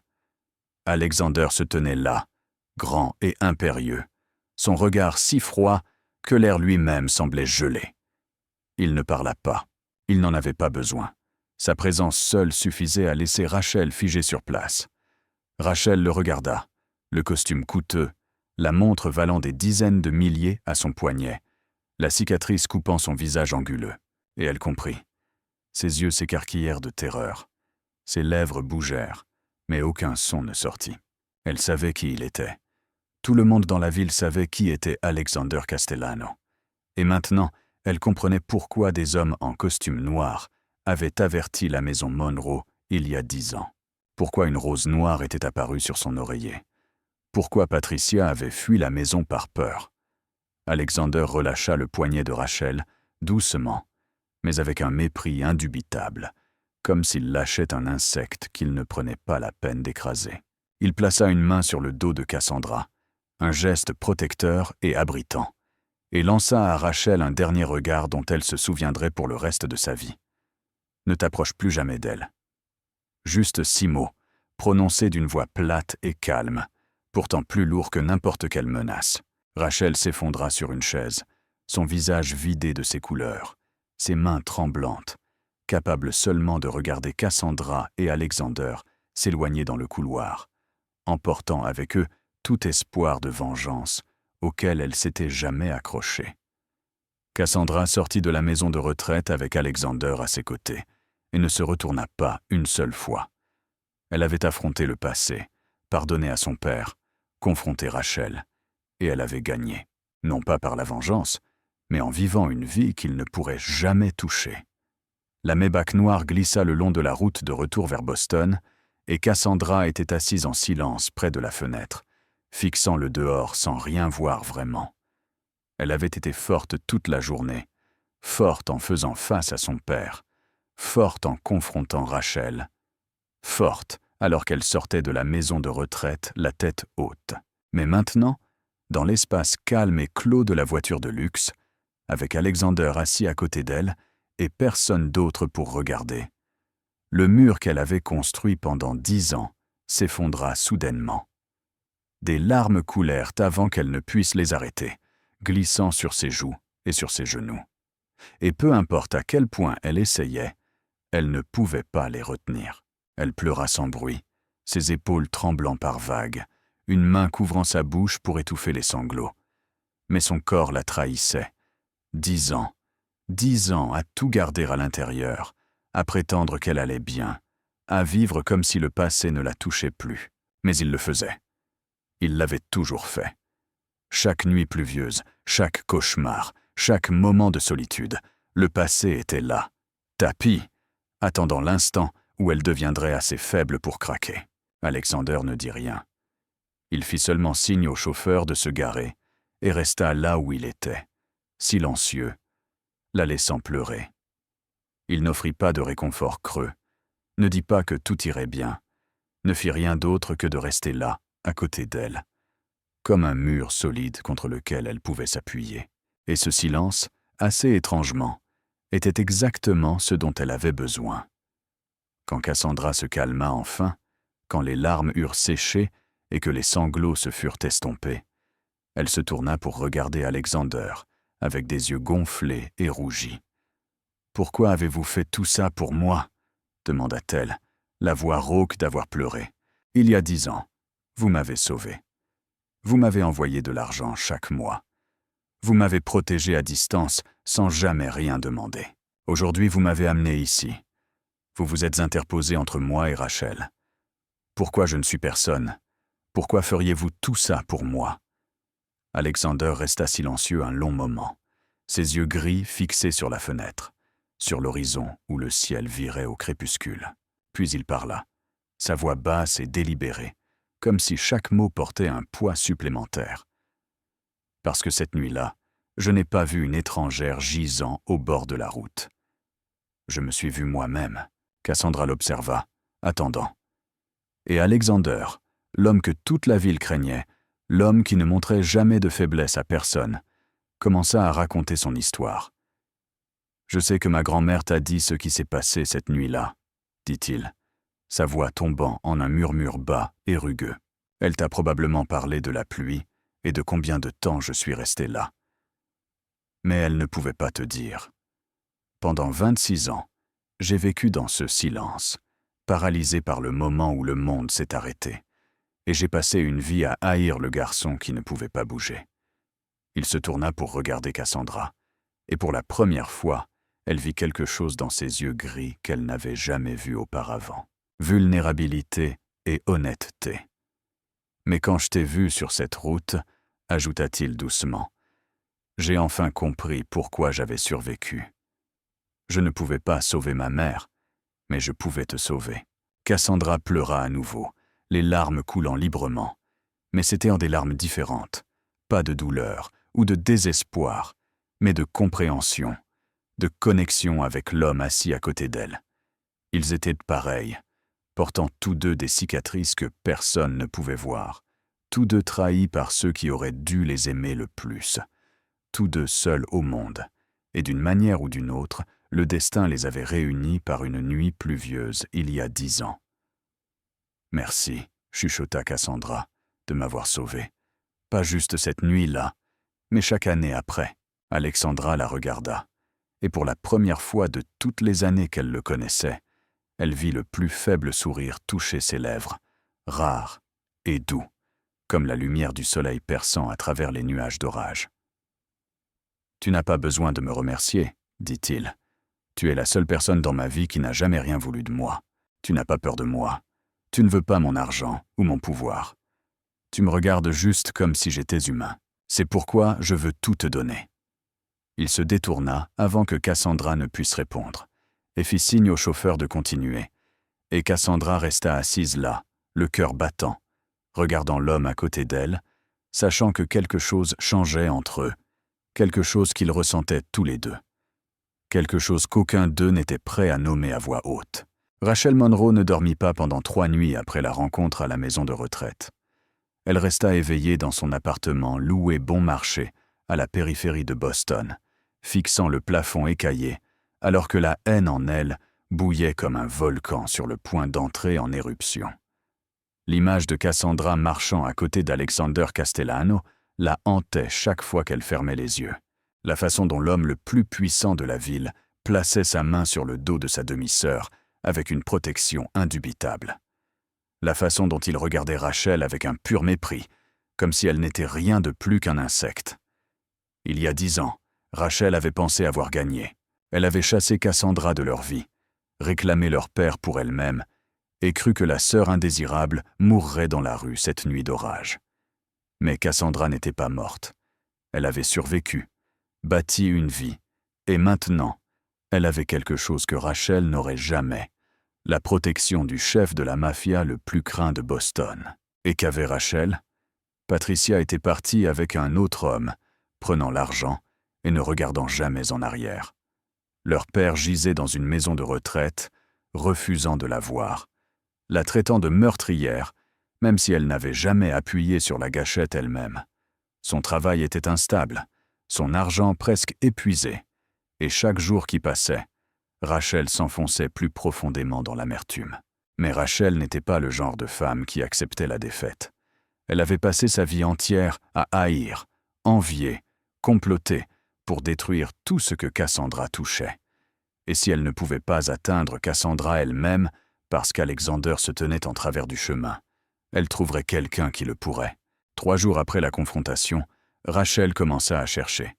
Elle questionna des gens des plus bas échelons du monde criminel, des toxicomanes et des petits dealers, le même genre qu'elle avait utilisé des années plus tôt pour piéger Cassandra.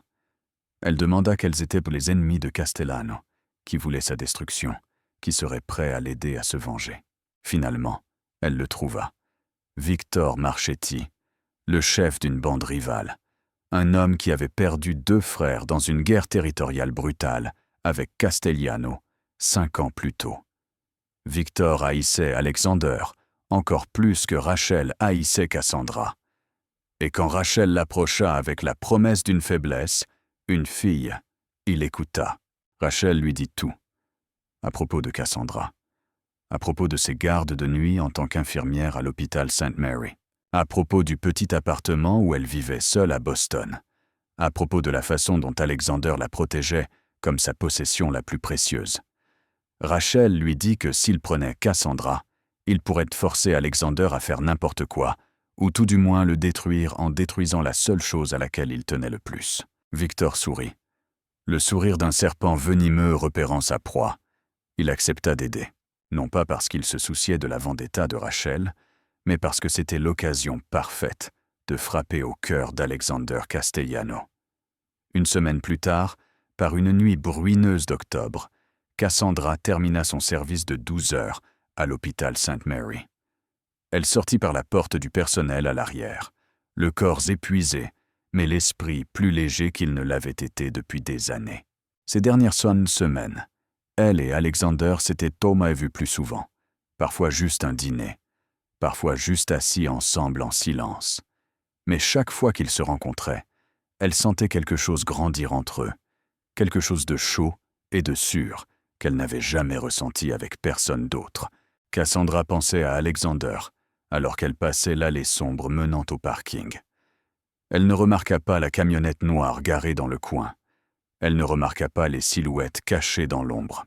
Elle entendit seulement des pas précipités derrière elle, sentit quelque chose être tiré sur sa tête, une main rugueuse plaquée sur sa bouche. Et puis elle fut soulevée du sol et traînée dans le véhicule avant même de pouvoir crier. Cassandra se battit, griffa, lutta avec tout ce qu'elle avait. Mais elle était mince, et c'étaient de grands hommes entraînés pour cette chose exacte. Un coup de poing s'écrasa dans son estomac, coupant l'air de ses poumons. Puis quelque chose de pointu perça son cou. Une aiguille et un liquide froid se répandirent dans ses veines. Le monde commença à tourner. Juste avant que la conscience ne s'échappe complètement, Cassandra entendit une voix familière, une voix qu'elle avait espéré ne plus jamais entendre, parlant de quelque part à l'intérieur de la camionnette. « Bonjour, petite sœur, » dit Rachel, son ton dégoulinant d'une cruelle satisfaction. Surprise. Puis l'obscurité avala Cassandra tout entière, et elle ne sut plus rien.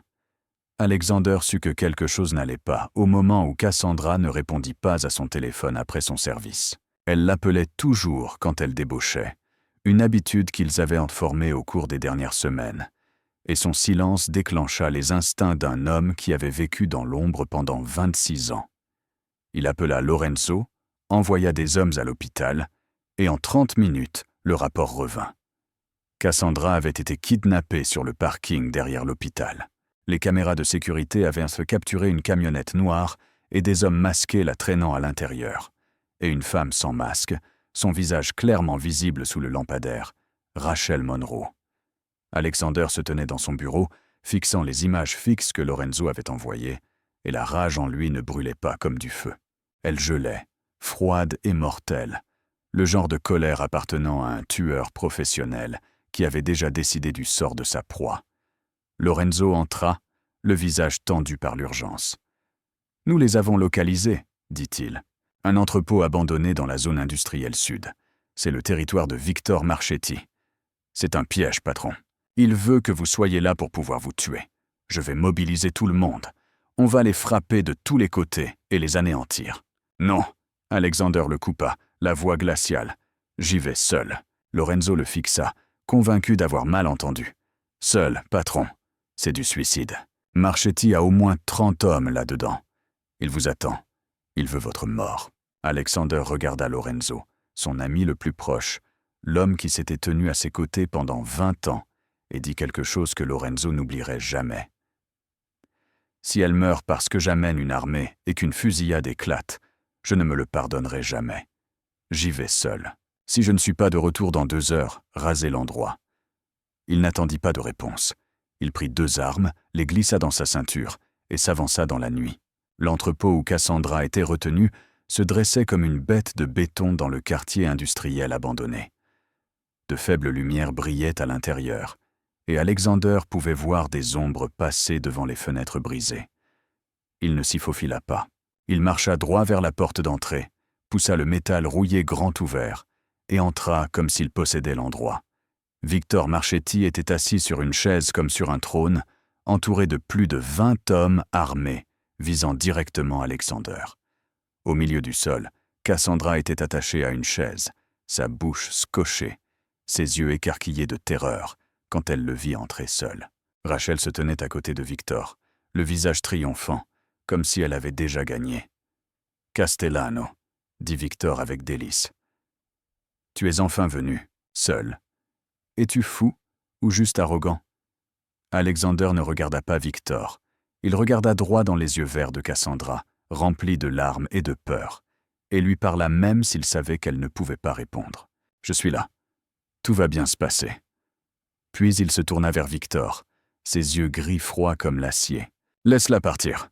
C'est entre toi et moi. » Victor rit, le son résonnant à travers l'entrepôt vide. « La laisser partir. Après tout le mal que je me suis donné pour la voir. Pas question. Je vais te tuer d'abord, lentement et douloureusement, et ensuite je m'occuperai d'elle. Ou peut-être que je la garderai comme cadeau pour mes hommes. Elle est jolie. » Cassandra trembla, des larmes ruisselant sur son visage, et quelque chose en Alexander se brisa. Pas de la peur. Il n'avait pas connu la peur depuis longtemps, mais de la rage, pure et dévastatrice. La rage qu'il avait enfouie depuis la nuit où sa mère était morte.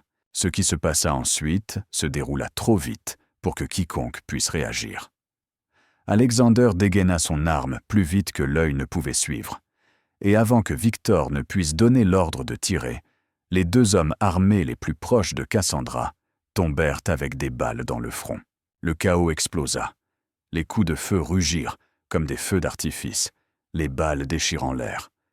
Mais Alexander bougeait comme un fantôme, rapide et mortel, chaque tir trouvant sa marque.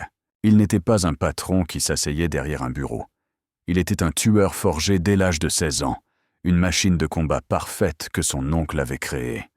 En moins de 3 minutes, 15 hommes gisaient morts. Le reste s'enfuit en panique, terrorisé par les démons vivants massacrant leur équipe. Victor essaya d'attraper Cassandra comme otage, mais Alexander fut plus rapide. Une balle traversa l'épaule de Victor, le faisant hurler et la lâcher. Alexander ne tua pas Victor tout de suite. Il alla vers Cassandra, coupa ses liens, arracha le scotch de sa bouche et la tira dans ses bras comme si elle était la chose la plus précieuse au monde. « Tu es venu » sanglota Cassandra, s'accrochant à lui. « Je savais que tu viendrais. » Alexander la serra fort, ignorant le sang de la blessure à ses bras, trempant ses vêtements. Ignorant Victor gémissant sur le sol, ignorant tout. « Je viendrai toujours » chuchota-t-il dans ses cheveux. « Toujours. » Quand Lorenzo et les hommes de Castellano arrivèrent 10 minutes plus tard, ils trouvèrent un entrepôt rempli de corps, un chef rival gravement blessé, et Alexander tenant Cassandra dans ses bras. Victor Marchetti fut remis à la police, avec assez de preuves pour l'enfermer à vie. Quant à Rachel, elle fut trouvée cachée dans un coin de l'entrepôt, tremblant comme une feuille, son visage vidé de ses couleurs par la terreur. Alexander ne la tua pas, il la laissa vivre, mais la vie qui suivit fut pire que la mort. Son identité fut exposée à tous les gangs de la ville, comme une traîtresse qui avait apporté le désastre. Elle perdit son travail, sa maison, tout, et fut forcée de fuir Boston et de vivre dans la peur pour le reste de sa vie. Ce fut la punition d'Alexander pour elle. Vivre avec la peur, vivre avec la solitude, vivre en sachant qu'elle s'était détruite elle-même. 1 an après cette nuit terrifiante, Cassandra se tenait près de la fenêtre du domaine Castellano, regardant la pluie d'octobre tomber sur le jardin. Elle ne vivait plus dans un petit appartement de Boston. Elle ne rentrait plus chez elle seule après des gardes de nuit interminables. Elle était toujours infirmière parce que c'était sa vocation, la façon dont elle se guérissait en guérissant les autres. Mais chaque soir quand son service se terminait, une voiture noire attendait pour la ramener à la maison, à l'endroit qu'elle appelait maintenant son foyer, auprès de l'homme que toute la ville craignait, pourtant qui s'agenouillait pour lasser ses chaussures sans une seconde pensée. Alexander était toujours un chef de la mafia, toujours froid et impitoyable envers ses ennemis, toujours un nom qui faisait trembler les hommes puissants. Mais pour Cassandra, il était l'homme qui lui faisait la lecture chaque soir avant de dormir. L'homme qui jouait du piano dans le salon quand il pensait que personne n'écoutait. L'homme qui la serrait fort chaque fois que les cauchemars de cette nuit pluvieuse d'il y a longtemps revenaient. Il ne s'était pas marié au sens traditionnel. Le monde d'Alexander ne permettait pas les cérémonies ordinaires. Mais tout le monde dans la famille Castellano savait que toucher à Cassandra signifiait toucher à Alexander. Et personne n'était assez fou pour tester cette vérité. Sophia, la grand-mère d'Alexander, avait accepté Cassandra comme sa petite-fille par alliance depuis longtemps, disant qu'elle était la lumière dont cette maison avait besoin, la chose que son petit-fils avait cherchée toute sa vie sans s'en rendre compte. Des pas résonnèrent derrière elle, et Cassandra sentit des bras familiers s'enrouler autour de sa taille, la chaleur de la poitrine d'Alexander s'installant contre son dos. « As-tu toujours peur de la pluie ?» demanda-t-il doucement près de son oreille. Cassandra sourit et se tourna pour embrasser sa joue. « Plus maintenant, dit-elle, parce que la pluie t'a amené à moi. » Ils restèrent là en silence, regardant la pluie tomber, et Cassandra pensa au voyage qui l'avait menée ici. 10 ans plus tôt, elle avait été poussée dans une tempête avec l'espoir qu'elle mourrait. Elle avait perdu sa famille, perdu sa maison, perdu la fille innocente de 17 ans qu'elle était autrefois. Mais elle avait trouvé autre chose. Elle avait trouvé la force en elle-même, trouvé l'amour à travers sa grand-mère Margaret même après qu'elle soit partie, trouvé un but dans son travail d'infirmière, et trouvé l'homme que le monde craignait, qui la regardait comme si elle était son univers entier. Richard était décédé 3 mois plus tôt, paisiblement dans son sommeil, et Cassandra avait assisté aux funérailles, non pas parce qu'elle lui avait entièrement pardonné, mais parce qu'elle avait appris que le pardon était un cadeau qu'elle se faisait à elle-même, pas à la personne qui l'avait blessée. Rachel courait toujours quelque part, vivant dans la peur et la solitude, et Cassandra ne pensait plus à elle. Le passé était le passé, et elle avait choisi de vivre dans le présent, dans le bonheur qu'elle méritait. Parfois une tempête n'est pas envoyée pour vous détruire. Elle est envoyée pour vous porter là où vous devez être, dans les bras d'un destin dont vous n'avez jamais osé rêver. Elle s'appelle Cassandra Monroe, et ceci est l'histoire de comment une nuit pluvieuse d'octobre a changé sa vie pour toujours. Cette histoire nous apporte une leçon profonde sur la vie, que la trahison par ceux que nous aimons le plus peut être la blessure la plus profonde, mais elle ne nous définit pas, que le pardon ne signifie pas oublier ou accepter ce qui était mal, mais nous libérer du poids de la haine, que parfois les pires choses nous mènent aux meilleurs résultats, et que la lumière émerge souvent des endroits les plus sombres. Si vous traversez une période difficile, rappelez-vous que la tempête passera, et que vous êtes bien plus fort que vous ne le pensez. Merci d'être resté avec cette histoire jusqu'à la toute fin. Si cette histoire a touché votre cœur, s'il vous plaît, abonnez-vous à la chaîne et activez les notifications pour ne pas manquer nos vidéos quotidiennes. N'oubliez pas d'aimer et de partager cette vidéo avec ceux qui vous sont chers, car cela pourrait offrir l'inspiration dont ils ont besoin. Comment cette histoire vous a-t-elle fait sentir? Vous a-t-elle rappelé quelque chose de votre propre vie? Nous aimerions vraiment entendre vos pensées venant du cœur, car chaque commentaire nous donne la motivation de continuer à créer du contenu significatif. S'il vous plaît, laissez un commentaire ci-dessous et partagez vos sentiments. Je vous souhaite à tous qui regardez cette vidéo une bonne santé, une vie joyeuse et la paix chaque jour. Merci beaucoup. Au revoir et à la prochaine vidéo.